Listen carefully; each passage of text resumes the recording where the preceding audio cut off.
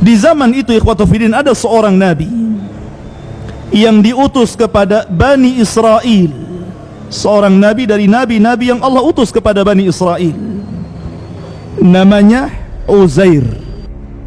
Uzair ini dia keluar dari rumahnya, faraqibal himar, dia pun menunggang keledainya. Kemudian dia berjalan dan melewati kota yang hancur lebur ini. Akhirnya kemudian karena panas sangat terik, fi waktu zahirah, di waktu zuhur, dia berusaha untuk mencari perlindungan dari teriknya matahari. Maka dia melihat sebuah pohon atau mungkin bebatuan yang bisa menaungi dia, dan dia pun kemudian duduk di situ tafakkur. Lah Uzair ini termenung melihat kota yang dahulunya hijau, dahulunya ramai, dahulunya penuh dengan bangunan, tiba-tiba dihancurkan Bukhtun Nasr sampai ke akar-akarnya. Sehingga Uzair termenung melihat kota yang hancur sampai ke akar-akarnya ini. Sehingga kemudian dia mengatakan, bagaimana Allah subhanahu wa ta'ala bisa mengembalikan kota itu? Bagaimana mungkin Allah subhanahu wa ta'ala mampu mengembalikan kota ini? Maka akhirnya Allah subhanahu wa ta'ala ingin membuktikan bahwa dia ala kulli syai'in qadir, atas segala sesuatu Allah maha mampu. Tidak ada yang mustahil bagi Allah subhanahu wa ta'ala. Maka Allah subhanahu wa ta'ala katakan, qala anna yuhyi hadihi Allahu ba'da mautiha.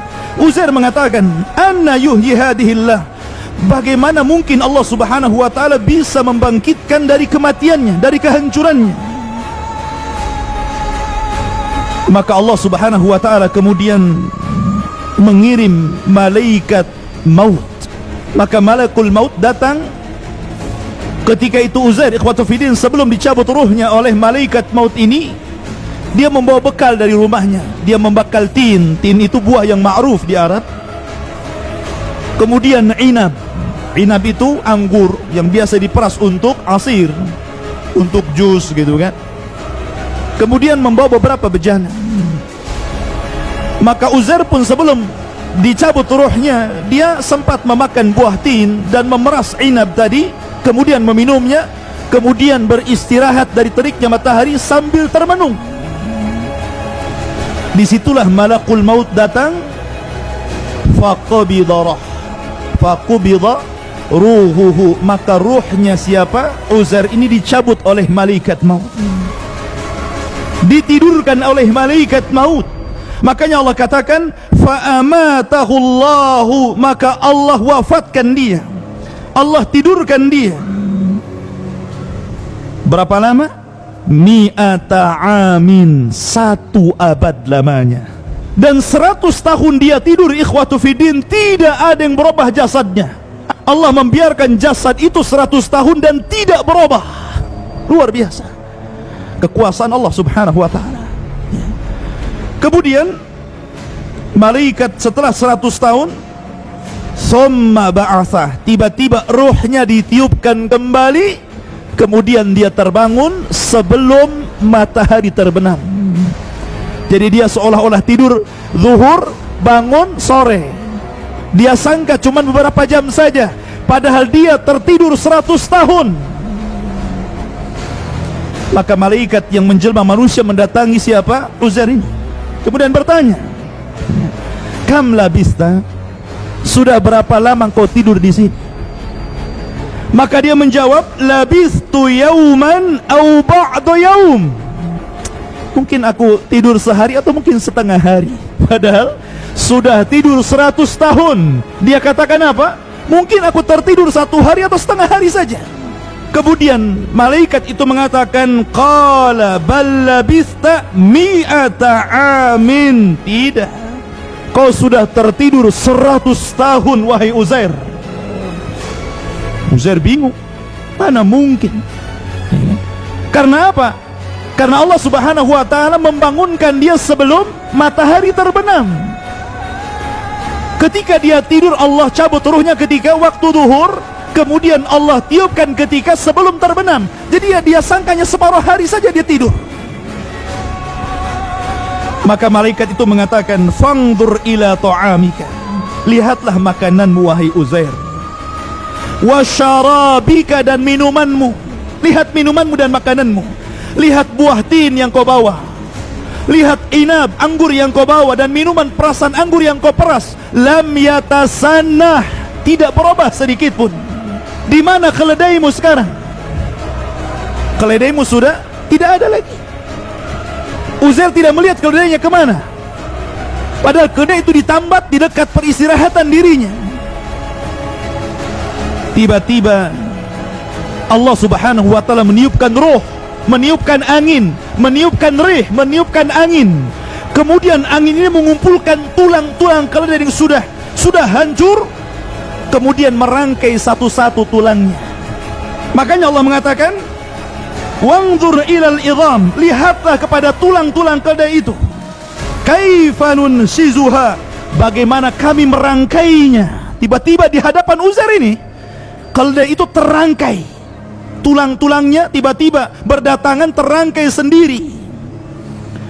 Kemudian summa naqsuha lahma, tiba-tiba dagingnya bermunculan.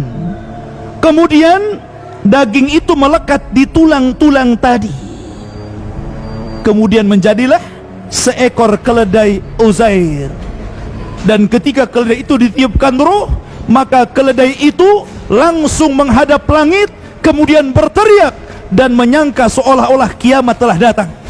Allah katakan, "Falamma tabayyana lahu," ketika sudah jelas bagaimana kuasa Allah, Allah mampu menghidupkan yang mati menjadi hidup.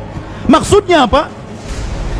Maksudnya Allah ingin menjelaskan kepada Uzair, jangan lagi keledai yang sudah meninggal, yang sudah tidak ada tulang belulangnya, kemudian Allah satukan kembali tulangnya, kemudian Allah bungkus dengan daging, kemudian Allah tiupkan ruh. Jangan lagi keledai, kota yang hancur sekalipun Allah sanggup untuk menghidupkan kembali. Itu maksudnya. Allah mampu menghidupkan kota yang hancur.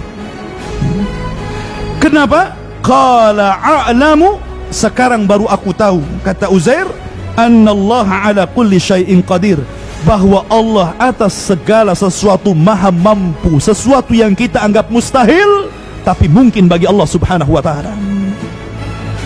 Akhirnya Uzair pun dia pulang ingin melihat rumahnya. Diambil keledainya, kemudian naik keledai.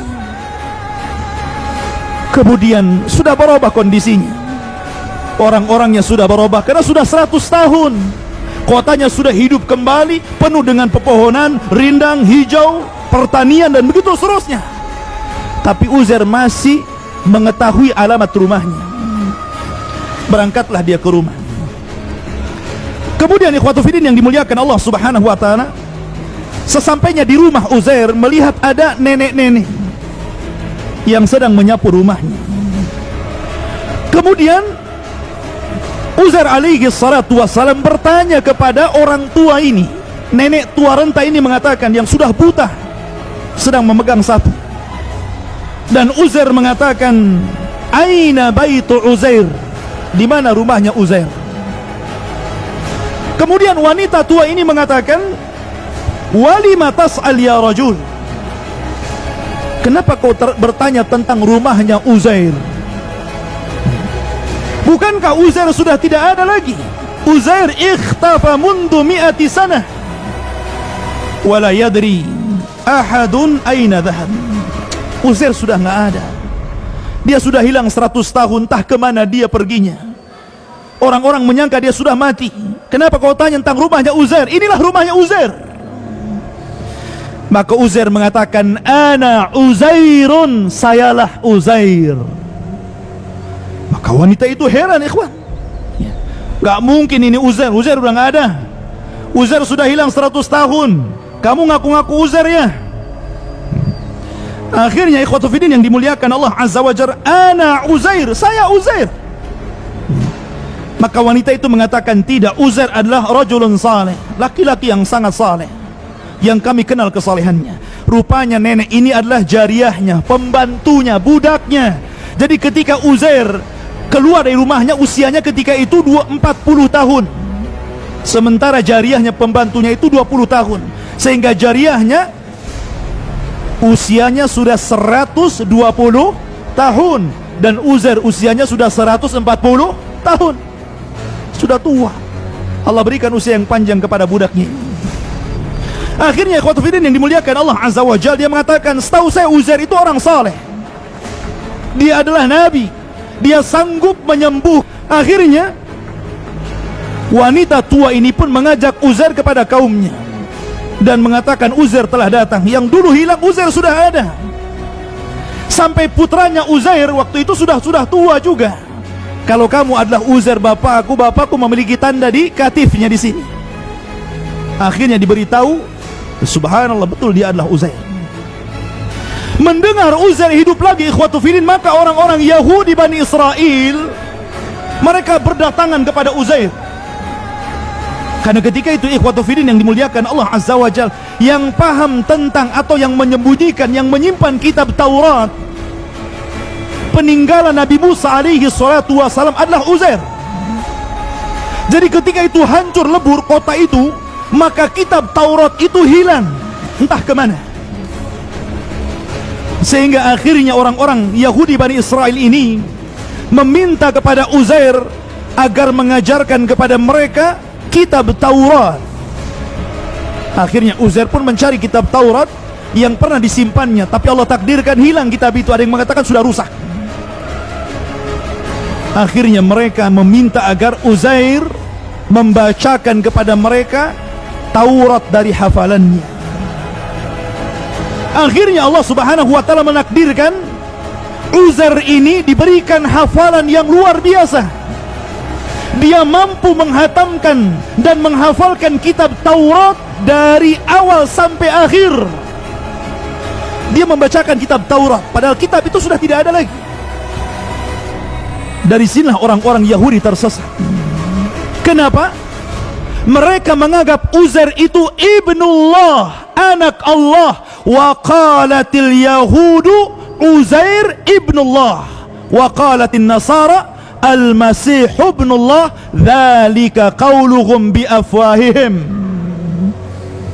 Ketika orang-orang Yahudi mengatakan Uzair anak Allah, ketika mengatakan Nasrani Isa anak Allah, kenapa? Karena mereka menganggap bahwa Uzair berbeda dengan Musa. Nabi Musa sendiri ikhwatu fiddin yang Taurat turun kepadanya, beliau kalau menyampaikan Taurat masih membawa catatannya. Tapi Uzair tidak membawa catatan sedikit pun. Betul-betul dia menyampaikan Taurat itu dari hafalannya. Seolah-olah orang Yahudi menyangka bahwa Uzair itu anak Allah. Karena apa? Mampu berbicara dengan kitab Taurat. Tersesatlah orang-orang Yahudi di sini dan mengatakan Uzair anak Allah, naudzubillah. Sebagaimana tersesat orang-orang Nasrani mengatakan Isa ibnullah, anak Allah. Ma'asyiral muslimin rahimani wa rahimakumullah. Maka akhirnya Uzair pun berdakwah kepada Bani Israel, kemudian mengembalikan Bani Israel kepada ajaran Musa alaihi salatu wassalam.